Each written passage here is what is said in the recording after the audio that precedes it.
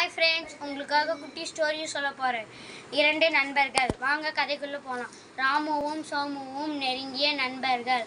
ஒரு நாள் காட்டில் வழியாக இருவரும் சென்றார்கள். அப்போது கரடி வருவதை பார்த்தார்கள்.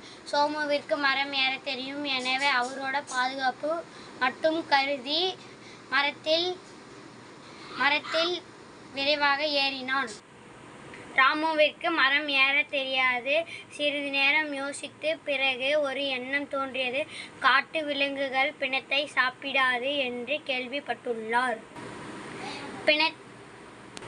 புத்தி கூர்மையை பயன்படுத்தி மூச்சை அடக்கி பிணத்தை போல் படுத்துள்ளான். கரடி வந்து முகத்தை மூர்ந்து பார்த்து இறந்துவிட்டான் என்று கருதி சென்றது. சிறிது நேரம் கழித்து சோமு மரத்திலிருந்து கீழே இறங்கி ராமுவிடம் கரடி என்ன கூறியது என்று கேட்டான்.